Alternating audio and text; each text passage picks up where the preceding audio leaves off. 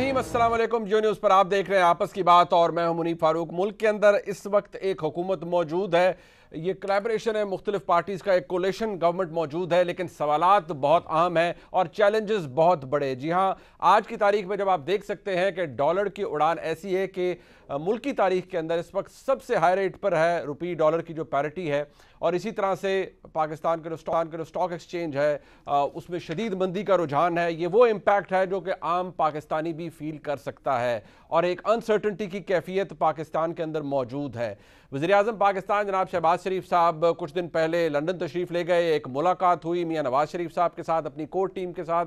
उस मुलाकात के अंदर क्या फैसले हुए? क्या मियाँ नवाज शरीफ चाहते हैं कि फौरी इंतखाब हो जाए?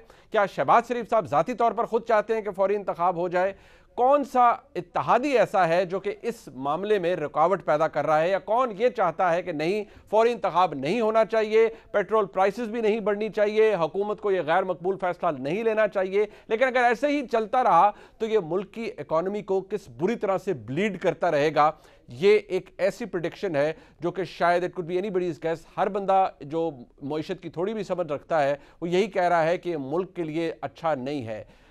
इमरान खान साहब की हुकूमत के ऊपर नाअहली का इल्ज़ाम था और इस हवाले से नाअहली के हवाले से तनकीद की जाती थी, लेकिन ये हुकूमत जो कि तकरीबन 4 हफ्तों की हो चुकी है, इसके ऊपर सवाल यही हो रहा है कि अगर वो डिसीजन मेकिंग में बुरे थे तो आप क्या कर रहे हैं? अगर उनकी कोलिशन गवर्नमेंट के अंदर नालायकी थी तो जब से ये हुकूमत आप लाए हैं, वज़ीर-ए-आज़म शहबाज शरीफ साहब हैं who is known for an efficient decision maker, वो क्यों फैसले नहीं ले पा रहे?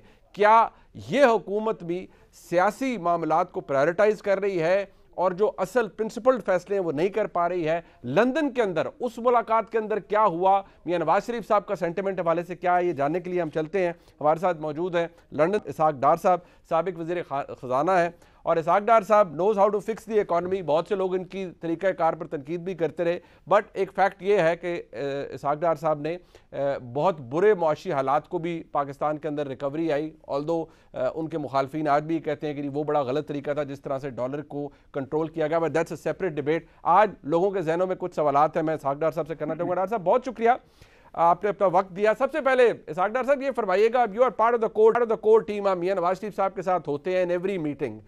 अब शहबाज साहब वहां तशरीफ ले गए, सबसे पहले तो ये फरमाइएगा उस मीटिंग के अंदर सेंटिमेंट क्या है? क्या मियां नवाज शरीफ साहब ये समझते हैं ज़ाती तौर पर, इंक्लूडिंग योर सेल्फ, कि ये इतना बड़ा सियासी बोझ है इन अनपॉपुलर फैसलों का जो कि शायद करने पड़ेंगे, लिहाजा इसको लेने की ज़रूरत नहीं है और फौरी इंतखाबात में चला जाए? क्या ये सेंटिमेंट है मियां नवाज शरीफ साहब का? बिस्मिल्लाहिर्रहमानिर्रहीम, अहमदुल्लाह सल्ली अला रसूलिल करीम। मुनीब साहब, बिल्कुल ऐसी बात नहीं, कोई इस मैदान में पहली दफ़ा नहीं उतरे और ना ही हमने पहली दफ़ा वफाकी हुकूमत को संभाला है। मियां नवाज शरीफ साहब की क़यादत में पाकिस्तान पर जब एटमी धमाके किए तो बदतरीन जो मुआशी पाबंदियाँ लगी हमने उसको भी फेस किया और कामयाबी से फेस किया। पाकिस्तान में किसी चीज़ की कमी नहीं आई, कोई लाइनें नहीं लगी और 69 रुपीज़ से डॉलर 52 पे आया। आपको याद होगा, हिस्ट्री आपके पास है। 2013 में जब इलेक्शन होने से 6 महीने कबल ग्लोबली पाकिस्तान डिक्लेयर हो चुका था मैक्रो इकोनॉमिक अनस्टेबल कंट्री, तमाम पॉलिसी लोन्स बंद हो चुके थे जिसकी आज बात हो रही है। और उस वक्त ये प्रेडिक्शन दी कि जो भी पॉलिटिकल पार्टी जीत के आएगी उसको 5 से 6-7 महीने में डिफॉल्ट डिक्लेयर करना पड़ेगा। It's not difficult to calculate कि अगर आपको इनफ्लो ना आ रही हो, पॉलिसी लोन ना आ रहे हो, तो फिर आप कितनी सस्टेन कर सकते हैं रिजर्व के बेसिस के ऊपर। तो ये 2 दफा तो हमने इसको भुगता हुआ है। तो ये कतन ये इस तरह का कोई सेंटीमेंट नहीं है कि जी ये बहुत ज्यादा गंभीर मसला है, क्योंकि पाकिस्तान की तारीख में बदतरीन इकोनॉमिक मैनेजमेंट का साल है जो अभी खत्म होगा अगले महीने। 5,600 अरब रुपए का बजट खजाना होने जा रहा है वफाकी हुकूमत का। तो ये कभी तारीख में इतना बड़ा खजाना नहीं हुआ। आपकी कोई चीज, महंगाई आपकी अरूज पे डबल डिजिट पे है, 13% के करीब है। आपकी खाने पीने की एशिया जो है 4 साल से कम अरसे में दुगनी हो चुकी है मिनिमम, कई चीजें 3 गुना भी हुई है, 4 गुना भी हुई है। तो बात यह जी, आपका जो पॉलिसी रेट है वो 12.25% है, लेकिन चूंकि मिसमैनेजमेंट है और हैंडलिंग प्रॉपर नहीं है, तो आपको जो ट्रेजरी बिल्स अभी ऑप्शन हुए हैं वो करीबन उसकी यील्ड 15% है। क्या हम अफोर्ड कर सकते हैं सारी चीजें? नहीं। लेकिन सेड दैट, मियां नवाज शरीफ बड़े क्लियर हैं कि अगर इतनी बड़ी मुसीबतें हैं, इतनी बड़ी महंगाई का तूफान अवाम पे गिर चुका है, तो हम आवाम के ऊपर मजीद महंगाई का बोझ नहीं डाल सकते। और ये इसमें एक चीज बड़ी गौरतलब है कि जब जाने से पहले जब क्लियर था इमरान नियाज़ी साहब को कि मैं जा रहा हूँ, हमारी हुकूमत जा रही है, तो उन्होंने पोलिटिकल, जिसको लोग कहते हैं लैंड माइन बिछाई। उन्होंने ना सिर्फ कीमत बढ़ाई नहीं, बल्कि 10 रुपए डीजल की और 10 रुपए पेट्रोल फी लीटर कम कर दी। ठीक है ना उस वजह से, सिर्फ उस वजह से नहीं, क्योंकि कीमत भी बढ़ाने का था, तो उस वजह से पाकिस्तान को इन 3 महीनों में, जब से उन्होंने ये फैसला किया, करीबन 350 अरब के करीब एस्टीमेट है कि सब्सिडीज देनी पड़ेंगी। अच्छा, अगर आप फंडेड सब्सिडीज हो, जिसके लिए आप फंड्स एलोकेट कर ले, तो आप आवाम को दे सकते हैं। कोविड में आपने देखा, ये मैं समझता हूँ ये कोविड से कम इस वक्त आवाम के लिए सिचुएशन नहीं है। ये पेंडेमिक 2 है इमरान नियाज़ी साहब का, इस कौम को जो उन्होंने दिया महंगाई का तूफान। तो इसलिए हमें 5,600 अरब के बजट खजारे को भी सामने रखना है, महंगाई के तूफान को भी सामने रखना है। इस सूरत हाल में मियां नवाज शरीफ बिल्कुल क्लियर हैं और मियां शहबाज शरीफ बिल्कुल उनको एंडोर्स करते हैं कि जी हमें इन हालात में और इस महंगाई के दौर में हम आवाम के ऊपर मजीद बोझ नहीं डाल सकते। डॉक्टर साहब, ये बात आपकी दुरुस्त है सर, बट एक गुजारिश ये है, आपने आइडेंटिफाई कर दिया प्रॉब्लम्स, आपने बताए, आपके जरिए बहुत से लोगों को पता है, आपके कॉलीग्स भी यही बात कर रहे हैं, बट फैक्ट ये है कि कोई भी हुकूमत अपने फैसलों से जानी जाती है। फैसले किए जाते हैं, आवाम की रिलीफ के लिए किए जाते हैं। अगर मियां नवाज शरीफ साहब का सेंटिमेंट ये और उनकी क्लैरिटी ये है पर बोझ नहीं डालना, देन फिक्स किसने करना है सर, और फैसले कब लेने हैं? मैं अर्ज करता हूँ। एक तो ये है कि ये भी मैं अर्ज कर दूं आपके व्यूअर्स के लिए, आई एम श्योर आपको तो पता है कि इन्होंने ये डिक्लेयर किया, और पिछले हफ्ते भी इनके फॉर्मर फाइनेंस मिनिस्टर ने कहा कि जी ये हमारी सब्सिडीज फंडेड थी। अगर ये फंडेड सब्सिडीज थी तो फिर तो कोई मसला ही नहीं होना चाहिए। ये फंडेड सब्सिडीज नहीं है। और इमरान नियाज़ी साहब ने एक जगह पे ये कहा कि मैंने जो कंस्ट्रक्शन की एमनेस्टी स्कीम दी है, वो जो फंड्स आने थे एमनेस्टी स्कीम में, वो इसके लिए मैंने मुख्तस किए थे। नो, आपका रेवेन्यू आप टारगेट ही पूरा नहीं कर रहे। अगर आपका रेवेन्यू कलेक्शन नहीं है तो ये तो नहीं हो सकता कि जी फला आइटम मैंने इसलिए की थी। तो बात यह है कि फंडेड सब्सिडीज नहीं है, मसला सिर्फ इसी वजह से आ रहा है कि जी IMF को एंगेज करना है। तो हम इसको मैनेज कर रहे हैं, क्लैरिटी के साथ है। सबसे पहले अवाम पे बोझ डालना कि नहीं डालना, मैंने आपको मियां नवाज शरीफ के सेंटिमेंट बता दिए हैं, मैंने आपको प्राइम मिनिस्टर शहबाज शरीफ साहब के सेंटिमेंट बता दिए हैं। मैं आपको अलाइज को भी यानी कोट कर सकता हूँ, जो जितने हमारे पॉलिटिकल अलाइज हैं वो भी इस हक में नहीं है कि इतनी बुरी इस वक्त जो आवाम की यानी तकलीफ की हालत है, उसको उनको मजीद बोझ नहीं डालना। नाउ दैट मींस कि we have to manage it. ठीक है, बट डॉक्टर साहब गुजारिश है, सर कथा कलामी होगी, लेकिन आपके इत्तेहादियों की तरफ से जो इंप्रेशन आ रहा है वो तो ये, अब जरदारी साहब का एक सेंटिमेंट और है, वो ये कहते हैं कि अभी इंतखाबी इस्लाहात हो जाएं, 3 महीने में हो जाएं, 4 महीने में हो जाए, तब इंतखाबात हो सकते हैं। बट सवाल ये है कि आपके इत्तेहादी अगर समेत आपकी जमात के आप लीड कर रहे हैं, अगर आप ये कहते हैं कि लोगों पर बोझ नहीं डालना और ये सारा बोझ ट्रांसफर भी नहीं कर सकती कोई सियासी हुकूमत, इसकी बड़ी हैवी पॉलिटिकल प्राइस भी होगी, तो फिर मेरा सवाल यही है कि जो मुल्क में हर कोई कह रहा है कि ये फैसले शायद आपको फौरी तौर पर आके करने चाहिए थे, अब ये फैसले आपकी लायबिलिटी बनेंगे, और अगर आप नहीं करते, इनडिसीजन मेकिंग रहती है, कोई डिसीजन नहीं होता, तो आप मुझसे बेहतर जानते हैं कि इकोनॉमी किस स्पीड से ब्लीड कर रही है। अब इमरान खान को आपने निकाला तहरीक अदम एतमाद से इस बेसिस पे कि नाअहली थी, अगर ये कंटिन्यू करते तो मुल्क डूब जाना था, लेकिन मुल्क बदकिस्मती से खुदा न खास्ता खाकम बदन ज्यादा तेजी से नीचे जा रहा है, उसके लिए क्या करेंगे सर? नहीं, गुजारिश ये है कि हम दो चीजें मिक्स कर रहे हैं। आपने जो इलेक्टोरल रिफॉर्म्स की या मुख्तलिफ जुडिशियल रिफॉर्म्स की बात की, उसमें कोई दो राय नहीं है। वो तमाम पॉलिटिकल पार्टीज यही चाहती हैं कि ये जो रिफॉर्म्स हैं उसको हमें करना चाहिए, और उसके लिए हम कर रहे हैं, और इसमें तो कोई कंफ्यूजन नहीं है जी। Are you there? जी बिल्कुल जी सर। और मैं ये गुजारिश कर रहा हूं कि दूसरा जो सवाल है कि जी 3 महीने 4 महीने, देखें आप जो इलेक्शन की आपने इंट्रो में बात की मुनीब साहब, दो चीजें हैं, हमें 2 चीजें अगर मद्देनजर रखें आसान हो जाएगा काम। इलेक्शन कमीशन ऑफ पाकिस्तान, इस जो रिसेंट जो सुप्रीम कोर्ट में प्रोसेस हुआ, जब ये एक रूलिंग आई और फिर कोर्ट गए, तो आपको याद होगा कि उनको बुलवाया सुप्रीम कोर्ट ने और कहा कि जी आप जल्दी से जल्दी इलेक्शन कब करवा सकते हैं। उन्होंने कहा जी अक्टूबर में। आपको याद होगा उनकी they are on record, election commission of Pakistan supreme court के रिकॉर्ड में जी हम अक्टूबर से पहले नहीं करवा सकते। उसकी एक सिंपल वजह है कि 4 महीने वो मांग रहे थे अपनी डिलिमिटेशन, जिसको हल्का बंदियां कहते हैं, और वो जरूरी है, आइन की रिक्वायरमेंट है। ठीक है। 2017 के इलेक्शन के लिए 2017 में एक आईनी तरमीम करके एग्जम्प्ट किया गया था कि डिलिमिटेशन के बगैर 2018 के इलेक्शन होंगे। अब हम आ जाते हैं कि जी व्हाट नेक्स्ट। तो 4 महीने उसके लिए और 3 महीने उन्होंने मांगे थे, जो एडमिनिस्ट्रेटिवली, जो अगर आप मिड टर्म इलेक्शन करवा रहे हैं एंड टर्म से पहले 90 दिन तक उनको मिलते हैं। तो मेरा ख्याल है कि ये तो अर्लियर है इलेक्शन होने की मेरे नजदीक कैलकुलेशन।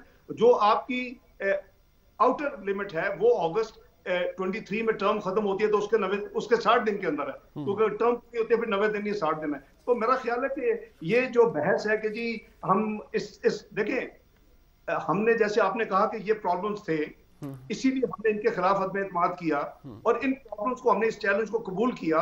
तो उसके लिए हम डील कर रहे हैं, उसके लिए हम निपट रहे हैं। शायद आप समझते हैं कि इसको जरा और जल्दी हो जाना चाहिए था, लेकिन आपको याद होगा कि पहले 2-2.5 हफ्ते, जो कि 11 पॉलिटिकल पार्टीज की कोलिशन है, इंक्लूडिंग पीएमएल और पीपीपी, तो उसमें 2-2.5 हफ्ते लग गए थे इस कोलिशन को बनने में, और फिर उसमें for the purpose of cabinet, और उसके बाद फिर काबीना को हल्फ लेने में। वो एक हमारा टाइम था, ईद की छुट्टियां भी आ गई, लेकिन हम इसको बड़े प्रोएक्टिवली इंशाल्लाह हैंडल कर रहे हैं और इंशाल्लाह हैंडल करेंगे। मैं समझता हूं कि इसको मैनेज करना पड़ेगा। अगर आप पेंडेमिक को मैनेज कर सकते हैं, कोविड को, अगर आप मुआशी पाबंदियों को, एटमी दबाव को मैनेज कर सकते हैं, अगर आप अनस्टेबल मैक्रो इकोनॉमिक पाकिस्तान को मैनेज कर, तो हमें इसको भी मैनेज करना है। ये चैलेंज है, हमें ये नेशनल खिदमत करनी है कि एज ए कोलिशन गवर्नमेंट इंशाल्लाह। बट डॉक्टर साहब, एक सवाल ये है, ये भी एक इम्प्रेशन है कि शहबाज शरीफ साहब जब यहाँ से तशरीफ ले गए अपनी कोर टीम के साथ, क्या शहबाज शरीफ साहब को being the prime minister of Pakistan किसी कंसर्न क्वार्टर से,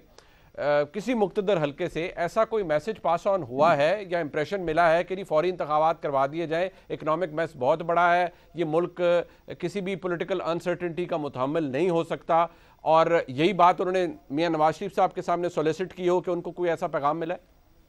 मेरा ख्याल है कि ये काफी स्पेकुलेशंस हैं इसमें मुनीब साहब, क्योंकि अगर हाइपोथेटिकली अगर इसको मान भी लिया जाए सेकंड के लिए, जी मुल्क मुआशी बहरान से गुजर रहा है और फौरी इलेक्शन करवा दे, तो कौन आएंगे? रिश्ते आके उसको हैंडल करेंगे, यही पॉलिटिशियन होंगे ना, यही पॉलिटिकल पार्टीज होंगी, यही लेट होके आएंगे। एक पार्टी जो बाहर बैठी है उसने जो तबाही की है वो अनप्रेसिडेंटेड, में तफसील में नहीं जाना चाहता। 18,000 का कर्ज जो पिछले 10 साल में था, उस 3.5 साल में ऐड कर गए हैं पाकिस्तान में। और जो मुआशी इंडिकेटर्स आपके सामने हैं, ये macro economic unstable economy as of now. तो बात ये है कि वो हल नहीं है, यानी ये इसके डरने की जरूरत नहीं है, इसको हेड ऑन लेने की जरूरत है।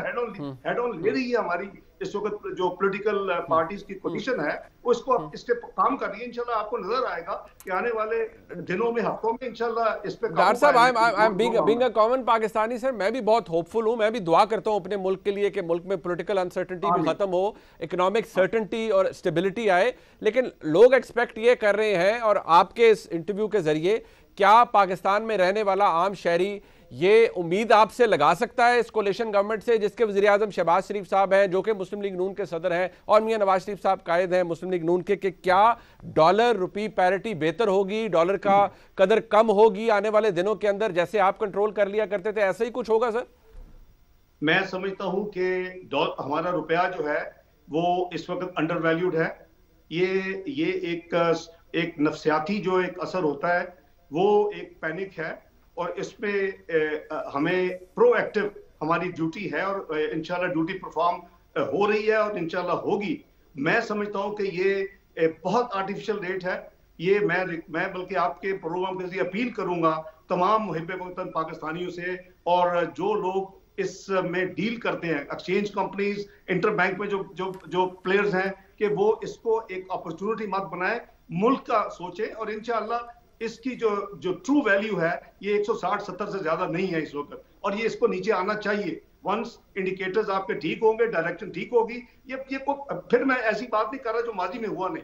69 से पहुंची पाबंदियों के बाद हम 52 पे आए, और 8 महीने 52 पे था। हम 111-14 पे गए जब लाहौर के अपना पिंडी के शेख रशीद ने कहा कि अगर 100 से नीचे आए तो मैं छोड़ दूंगा। वो 98 पे आया, और हमारे 4.5 साल से जरा कम अरसे में हमारा 104 रुपए 50 पैसे पे एवरेज रेट रहा, और वो रहना चाहिए। मैं समझता हूं कि ये जो एक पिछली हुकूमत ने करने दिया रुपए और डॉलर को, वो एक बहुत बड़ा यानी गलत काम हुआ, जिसकी वजह से महंगाई का तूफान उठा। उसके नतीजे में उसको कंट्रोल करने के लिए आपकी मॉनेटरी पॉलिसी को ट्रिगर किया गया। 13.25% पे आपका इंटरेस्ट रेट चला गया, जो कि वापस उन्होंने जाने से पहले कोविड की वजह 7% किया, वापस 12.5% पे जा चुका है। अच्छा, ये डॉक्टर साहब, ये सर ठीक है, आपने कहा ये मैनेजेबल है, लेकिन जो मुझे आपकी गुफ्तगू से इंप्रेशन मिल रहा है, जो बातें आपने फरमाई हैं और जो आपके कॉलीग्स हैं उनमें से कुछ लोग खलबत जलवत के अंदर मुख्तलिफ बात कर रहे हैं, कुछ ये कहते हैं कि नहीं जी इसका सियासी कॉस्ट बहुत बड़ी है, इलेक्शन में चले जाना चाहिए, चले वो ऑफ द रिकॉर्ड है, पता नहीं पार्टी पॉलिसी है या नहीं, बट क्या मियां शहबाज शरीफ साहब मिल रहे हैं अपने इत्तेहादियों से? मुस्लिम लीग नून ने यह फैसला करके उठी है, मुस्लिम लीग नून लंदन से, कि अकेले फैसला नहीं करना, तमाम इत्तेहादियों को बिठाकर इसका सियासी बोझ जो है इन मुश्किल फैसलों का ये हर इत्तेहादी पे डाला जाए, ये फैसला हुआ सर? मुनीर साहब, why don't you look from another angle? देखिए, आपके जो पॉलिटिकल अलाइज हैं वो मेजर पार्टीज हैं। मौलाना फजल रहमान साहब की पार्टी है, जरदारी साहब की पीपल्स पार्टी है, दूसरी पार्टीज हैं।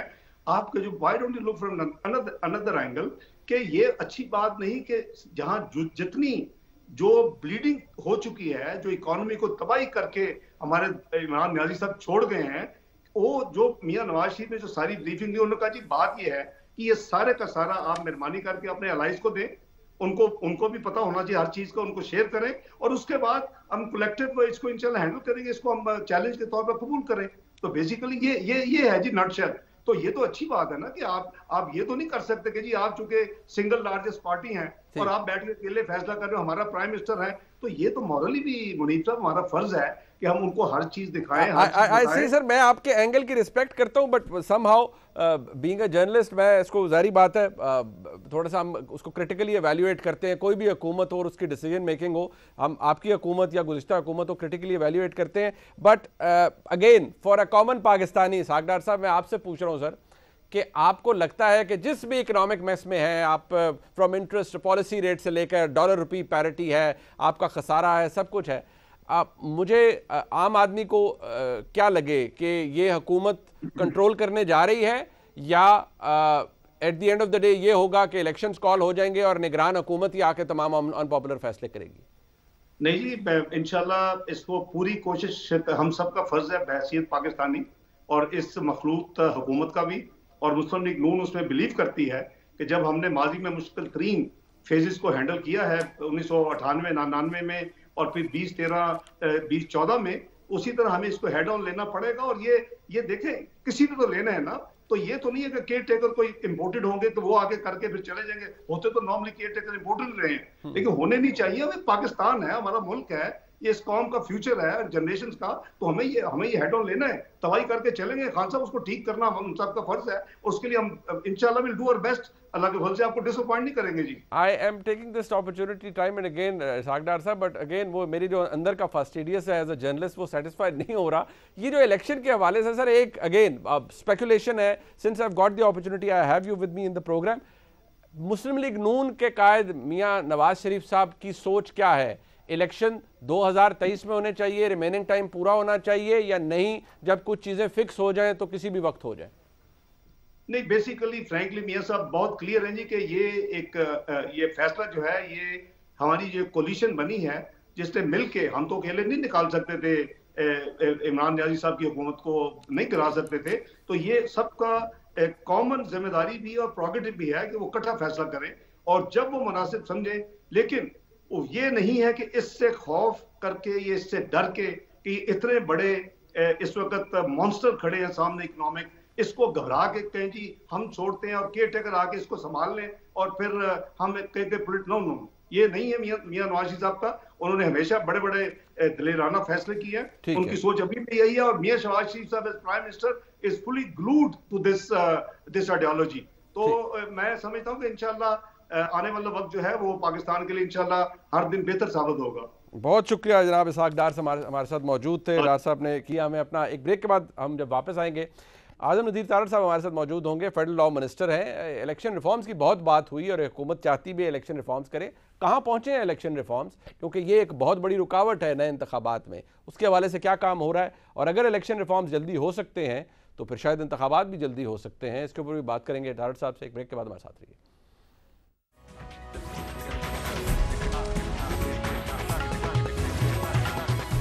इलेक्शन जल्दी होने हैं या देर से होने हैं, लेकिन मुत्तहिदा कौमी मूवमेंट जो हुकूमत की, इस हुकूमत की एक अहम ताहदिया, उनकी तरफ से ये इंप्रेशन आ रहा है कि भाई ये जो इंतखाबी इस्लाहात हैं ये तो एक हफ्ते के अंदर हो सकते हैं, और अगर इंतखाबी इस्लाहात हो जाए तो कोई मज़ाक़ा नहीं है कि जल्दी इंतखाबात में चला जाए। और जहाँ तक हल्का बंदियों की बात है, उस हवाले से भी मुत्तहिदा कौमी मूवमेंट का यही स्टांस है कि ये हल्का बंदियाँ जल्दी भी हो सकती हैं। इलेक्शन कमीशन को भी कहा जा सकता है इस हवाले से। ये इंतखाबी इस्लाहात वो है जिनके हवाले से आसिफ जरदारी साहब ने भी, जो कि एक मेन कोलिशन पार्टनर है इस हुकूमत के, वो भी ये कह चुकी है, पीपल्स पार्टी ये कह चुकी है कि इनका होना ज़रूरी है। ऐसे कौन से इंतखाबी इस्लाहात हैं, अगर वो हो रहे हैं तो वो उनमें ताख़ीर है या वो जल्दी हो जाएंगे, ये जानने के लिए चलते हैं। वफाकी वज़ीर कानून जनाब आज़म नज़ीर हमारे साथ मौजूद है। तार साहब बहुत शुक्रिया। सर, सबसे पहले मुत्तहिदा कौमी मूवमेंट की ये सेंस है, शायद आप तक पहुँच भी गई हो, कि वो कहते हैं जी इंतखाबी इस्लाहात तो शायद एक हफ्ते के अंदर हो सकती हैं। तो तार साहब ये फरमाइएगा कि इंतखाबी इस्लाहात किस स्टेज पर है और आप कब टेबल कर रहे हैं उन्हें? मुनीब, इंतखाबी इस्लाहात उन्होंने भी सही बात की, क्योंकि उनके भी फैसल सब्ज़वारी साहब हमारे साथ उस कमेटी में मौजूद थे।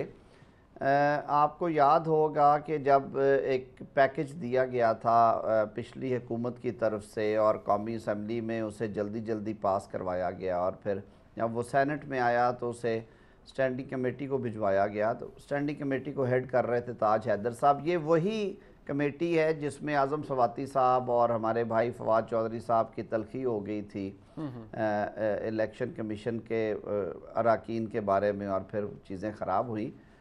तो बड़ी तफसीली बहस के बाद एक मुफस्सल रिपोर्ट तैयार हो गई थी, जिसमें जो अच्छी चीज़ें थी उन्हें शामिल किया गया उस रिपोर्ट में, और जो चीज़ें मुमकिन नहीं थी जैसे EVM थे, क्योंकि इलेक्शन कमीशन ने, पिलडेट ने, फैफन ने, जो Spanish consultant supreme court of Pakistan ने मुकर्रर करवाए थे, वो बेस्ट कंपनी थी जो कि इलेक्ट्रॉनिक वोटिंग के लिए जानी जाती दुनिया में। उन्होंने सारों ने कहा कि नहीं, ये यकमुश्त नहीं हो सकते, इन गो नहीं हो सकते, ये जो मशीनी इलेक्शन है इन्हें आप पायलट प्रोजेक्ट्स पहले करेंगे। और मेरे ख्याल में मुझे और आपको और बाकी नाजरीन को इसमें कोई शक नहीं है कि जिस मुल्क में ATM से पैसे निकलवाने के लिए, बेनज़ीर इनकम सपोर्ट प्रोग्राम के लिए लोग 300-300 रुपया देते हैं कि कोई एजेंट निकाल के दे, वहाँ पे वोट मशीन पे डालना कितना मुश्किल होगा लोगों के लिए। एनीवे, ठीक हो गया। तो वो पैकेज तैयार है, और वो पैकेज तैयार है जो कि parliamentary committee for parliamentary affairs ने तैयार किया था, और उसको ले नहीं किया गया, और उसको अंडर द कारपेट करके सिर्फ 2 तरामीम जो थी वो जॉइंट सेशन में करवाई गई। आपको याद है कि जब जॉइंट सेशन कॉल हुआ तो कितनी वहाँ पे बदमज़गी हुई, लेकिन 5-4-6 मिनट में वो इलेक्शन तरामीम EVM की और ओवरसीज़ वोटर्स की वो करवा ली गई। तो उसके अलावा तरामीम थी, जैसे आप अभी बात कर रहे थे इंट्रो में जी, तो उन तरामीम के बारे में एक मुफस्सल रिपोर्ट मौजूद है। इनके बारे में भी ये नहीं कहा गया कि ओवरसीज़ वोटर्स के वोट का हक वापस ले लो।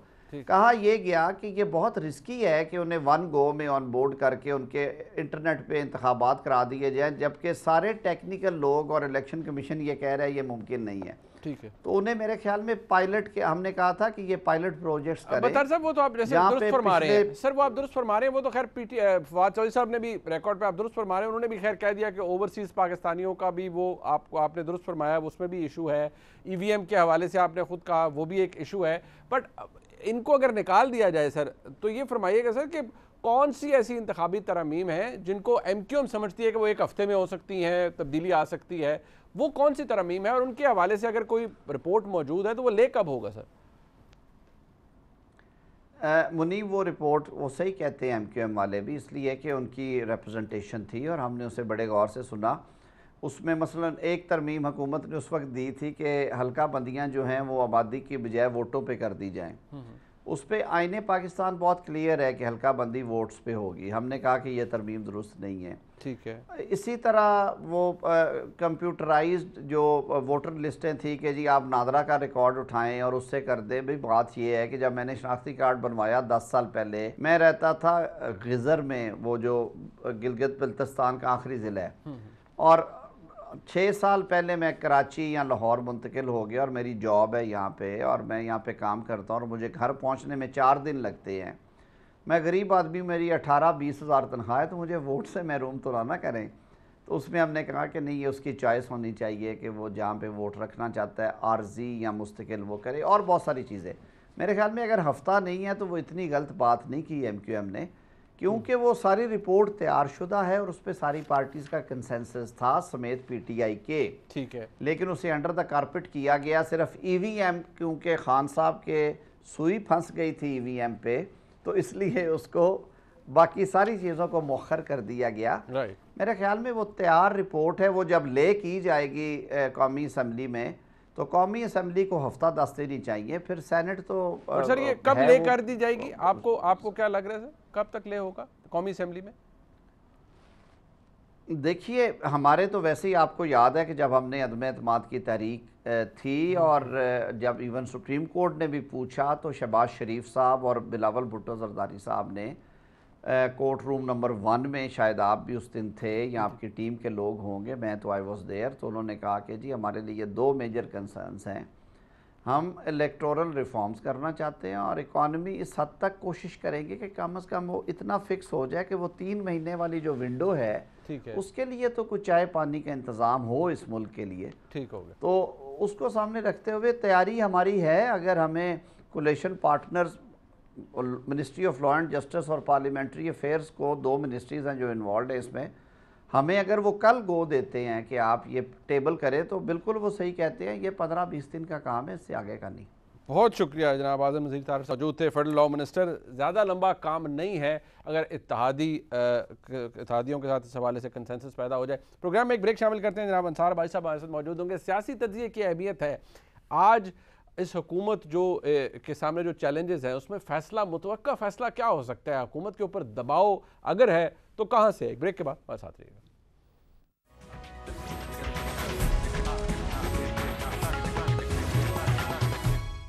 ऐसी सूरत हाल में जब मुल्क के अंदर एक सियासी अदम इस्तेहकाम हो, जहाँ हुकूमत फैसले करने से कतरा रही हो, उनका पॉलिटिकल कैपिटल बहुत ज़्यादा है और हुकूमत को ब्रंट बड़ा फेस करना पड़ेगा, वहाँ ख़बर की अहमियत और तज्ज़िये की अहमियत बहुत बढ़ जाती है। अंसार भाई साहब एडिटर इन्वेस्टिगेशन द न्यूज़ है और गुज़िश्ता कुछ दिनों के अंदर जियो न्यूज़ पर उन्होंने बहुत बड़ी खबरें ब्रेक की इस हवाले से। जब मियाँ शहबाज शरीफ लंदन गए मियाँ नवाज शरीफ साहब से मिलने के लिए पूरी अपनी कोर टीम के साथ, उस वक्त भी जो खबरें आईं वो आपके सामने अंसार भाई साहब ने रखी और आज का उनका कॉलम भी यही है कि फ़ैसला करें वरना घर जाएं। अब इस वक्त जो इस्लामाबाद में पल्स है, अंसार भाई साहब हमारे साथ मौजूद हैं, उन्हीं से पूछ लेते हैं। अंसार भाई साहब, अगर हम इसे कहते हैं ना, if we cut it to the bare bones, यानी कि बिल्कुल खुली डुली बात करें, तो क्या हुकूमत कहीं से, आज शहबाज शरीफ साहब की हुकूमत, वो सबको पता है कि ये मुश्किल फ़ैसला है, सब कुछ है, बड़ा इनको सियासी इसका नुकसान हो सकता है अगर फौरी तौर पर पेट्रोल की कीमत बढ़ाएंगे, आने वाले दिनों में बढ़ाएंगे, क्या हुकूमत, शहबाज शरीफ साहब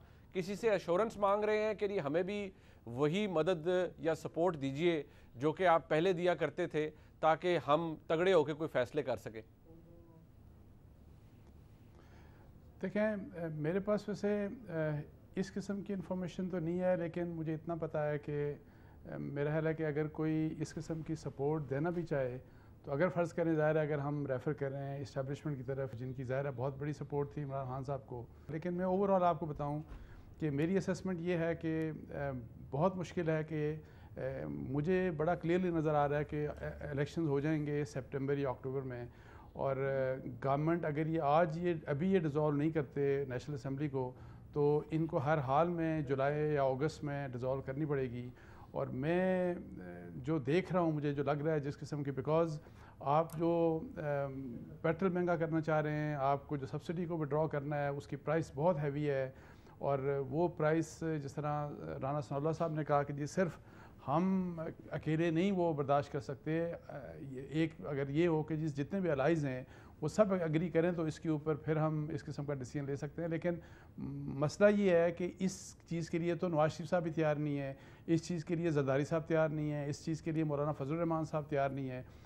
तो इसलिए मुझे जो लगता है कि जी ये it is a matter of days, अब कितने दिन लगते हैं तो आपको एक डिसीजन सामने आ जाएगा। और मेरी ज़ाती राय में जो एक्सपेक्टेड डिसीजन है वो यही वाला है कि जी आप ये असम्बली डिज़ोल्व कर दी जाएंगी और फिर हम एक केयर टेकर गवर्नमेंट की तरफ चले जाएंगे। अंसार भाई साहब, जब आपको ये लग रहा है, ज़ाहिर बात है आप बहुत बाखबर सहाफ़ी हैं, क्या आपको लगता है कि शहबाज शरीफ साहब को ऐसे सिग्नल्स ऑलरेडी मिल चुके हैं कि इस तरह मामला नहीं चल सकता, आप इलेक्शन कॉल कर दें और असम्बलीज डिज़ोल्व कर दें?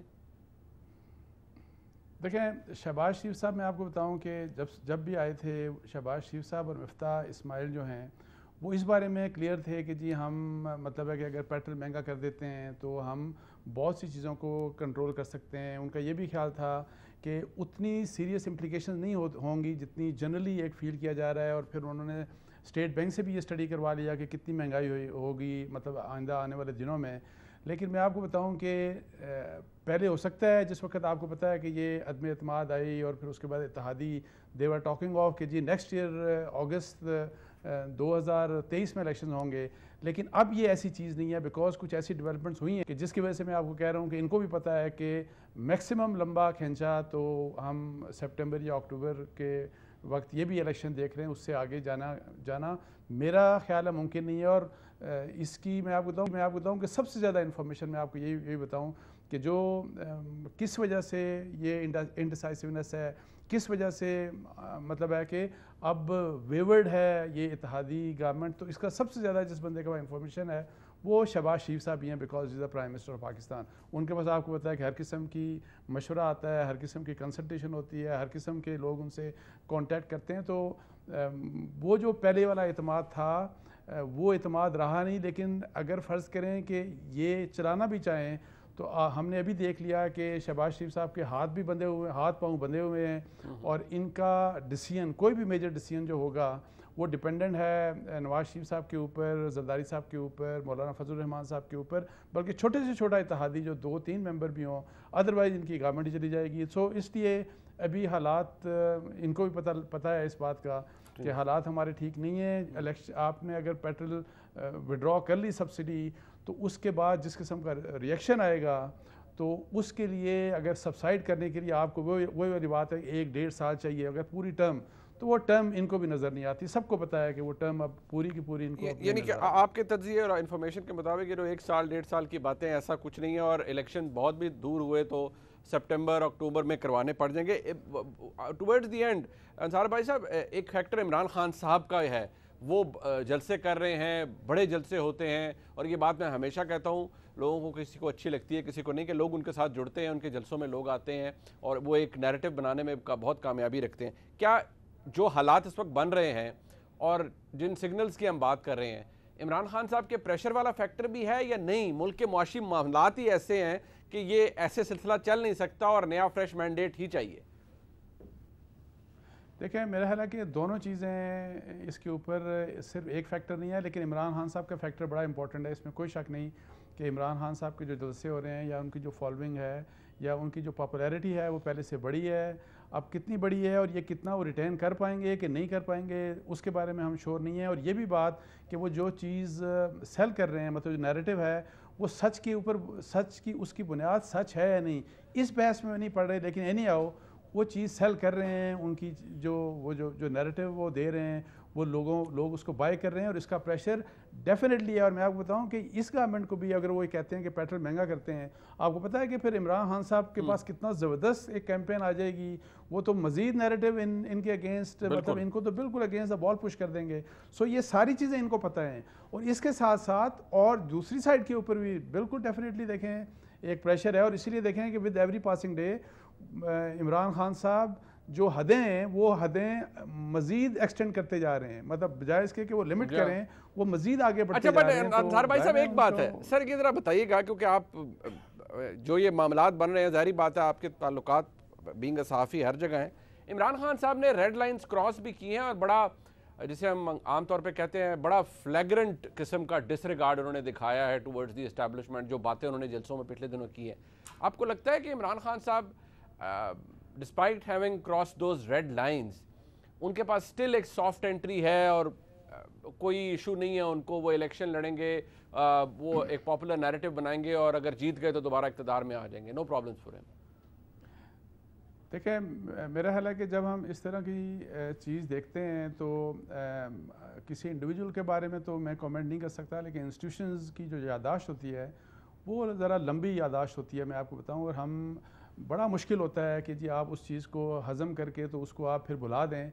ये बड़ा मुश्किल होता है। ये पॉसिबल है कि आपको जो इमरान खान साहब जो रेड लाइंस आप क्रॉस करने की हम बात कर रहे हैं, या ये कि जी उनको लिमिट्स क्या वो बियॉन्ड लिमिट्स चले गए हैं, उसके ऊपर हो सकता है कि इमीडिएट उनको कोई रिएक्शन उस तरह से ना मिले, लेकिन आगे चल के आप मुझे इसमें मेरा ख्याल है शक नहीं है कि आज आगे जाके ज़ाहिर है इंस्टीट्यूशन भी एक अपना किसी न किसी तरीके से रिएक्ट करता है, पॉलिटिकली कौन किसको किस तरीके से डैमेज कर सकता है। सो उस पॉसिबिलिटी को हम रूल आउट नहीं कर सकते। ऐसा नहीं हो सकता कि वो सारी चीज़ें हज़म ही करते जाएं, जो भी जिस किस्म का भी क्रिटिसिज्म है, हर किस्म की साजिश का इल्ज़ाम आप उनके ऊपर लगा दें डायरेक्टली और इनडायरेक्टली, और वो हज़म करते जाएं। ये इंस्टीट्यूशन की जो हमने पूरा आप उसकी हिस्ट्री देख लें, ये उस चीज़ के अगेंस्ट है, अनलेस कि बिल्कुल नया कोई माइंडसेट आ जाए, बिल्कुल ही उनका दिल दिमाग बहुत ही बड़ा हो जाए कि आप जो मर्जी उनको कह दें तो वो बर्दाश्त कर लेंगे। ठीक, सर भाई साहब इख्तिसार से जवाब दीजिएगा। ये आखिरी सवाल है कि मेरी जान को ख़तरा है, मैंने वीडियो रिकॉर्ड करा दी है, ऐसी बातें इमरान खान साहब की, इसके ऊपर कोई कान धर रहा है? किसी को लगता है कि वाकई जारी बात है नेशनल सिक्योरिटी ऑपरेटिव्स के अंदर भी ये बात तो डिस्कस होती है, इमरान खान साहब फॉर्मर प्राइम मिनिस्टर हैं, कि उनकी जान को ख़तरा है और उनको कोई कत्ल करना चाह रहा है, ऐसी कोई बात है कि वाकई कोई there is a plot to assassinate खुदा न खास्ता इमरान खान साहब को?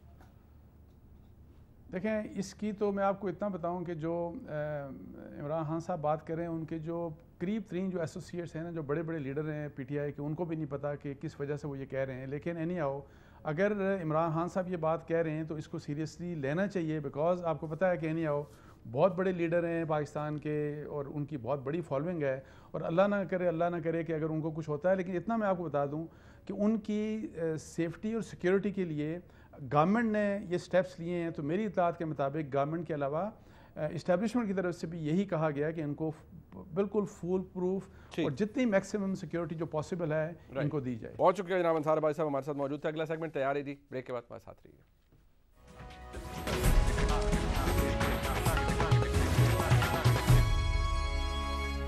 प्रोग्राम के सेगमेंट में मेरे साथ मौजूद हैं सैयद मुस्तफ़ा कमाल साहब, पाक ज़मीन पार्टी के सरबराह हैं। बहुत शुक्रिया मुस्तफ़ा कमाल साहब आपका। सबसे पहले क्योंकि आपका जलसा भी था गुज़िश्ता रोज़, और जारी बात है जलसों के अंदर एक शोला बयानी भी होती है, आपकी तकरीर के भी बड़े क्लिप्स वायरल हो रहे हैं और ख़बरें भी उस हवाले से बहुत छपी। आज जंग अखबार में भी फ्रंट पेज पे आपकी स्टोरी थी। अब इम्पॉर्टेंट बात यह है कि इमरान खान साहब की सियासत जो भी है इस वक्त मुल्क के अंदर जो भी हो रहा है, एक हुकूमत मौजूद है, अब वो कितनी कमज़ोर या कितनी ताकतवर है वो अपने फ़ैसलों से बताएगी कि उसमें कितनी जान है। लेकिन एक बयानिया वो है जो कि इमरान खान साहब बना रहे हैं, और इमरान खान साहब कह रहे हैं कि मेरा बयानिया लोगों के अंदर मकबूल हो रहा है। अब उस बयानिए को बनाते हुए वो रेड लाइंस भी क्रॉस कर चुके हैं।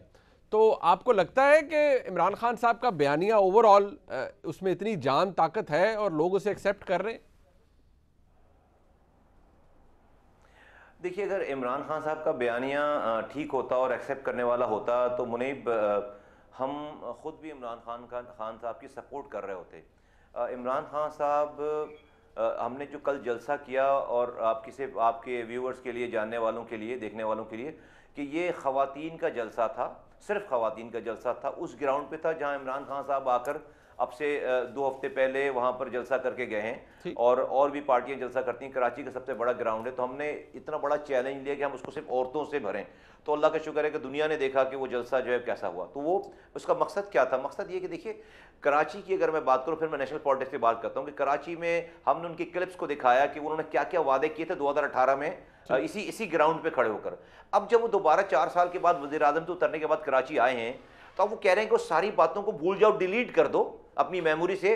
अब हमें अमेरिका से लड़ना है, सारे सियासतदान चोर हैं, मुल्क का सिपा सालार जो है वो गद्दार है, चीफ जस्टिस गद्दार है, मीडिया गद्दार है, और अब हमने अमेरिका की तसल्लुत से आज़ादी हासिल करनी है।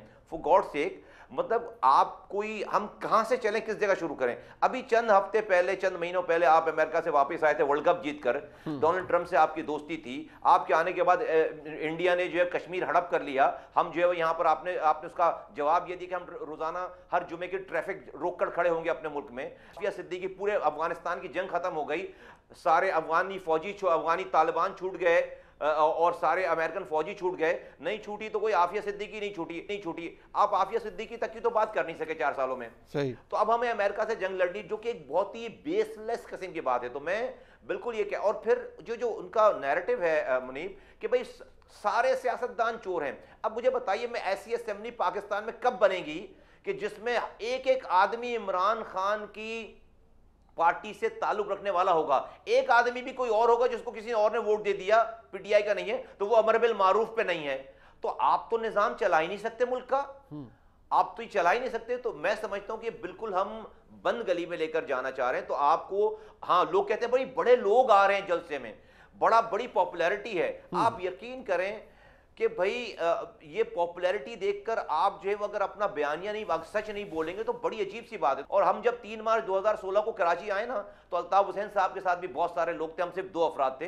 तो पॉपुलैरिटी देखकर या लोग देखकर जो है वो हक बात का फैसला नहीं होता, मैं समझता हूँ। तो ये बहुत गलत रुझान पैदा कर दिया उन्होंने, इसलिए मैं समझता हूँ कि हमने ये बात की है। अच्छा मुस्तफा भाई, एक बात, क्योंकि मुत्तहिदा कौमी मूवमेंट एक सियासी हकीकत है, अब मुत्तहिदा कौमी मूवमेंट ने भी इस हुकूमत को डायरेक्टली और इनडायरेक्टली, मैं खालिद मकबूल सिद्दीकी साहब की गुफ्तगू सुन रहा था, उन्होंने पैगाम यही पहुंचा रहे हैं वो डायरेक्टली या इनडायरेक्टली कि जी हल्का बंदियाँ करवानी है तो वो ज़रा जल्दी करवा लें, जल्दी कर रहे हैं, लेकिन इंतखाबात की तरफ जाएँ, फौरी इंतखाबात ही शायद जो इस वक्त मुल्क के हालात हैं उनका हल है।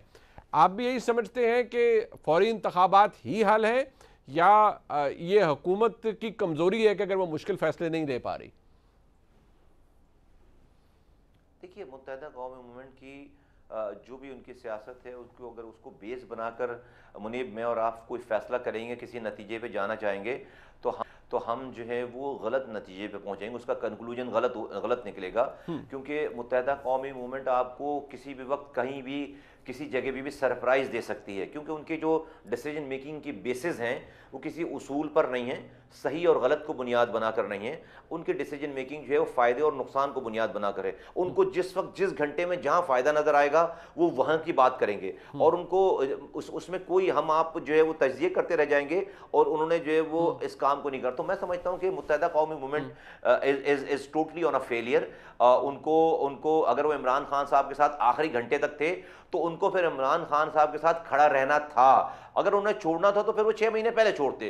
तो एक तो वहां पर उन्होंने बदकिरदारी शो की, फिर जिस पीपल्स पार्टी के साथ वो जंग करते चले आ रहे हैं और बातें करते चले आ रहे हैं, उन्होंने सिर्फ 2 वजारतें लेकर और एक गवर्नरी का वादा लेकर उन्होंने अपने आप को बेच दिया।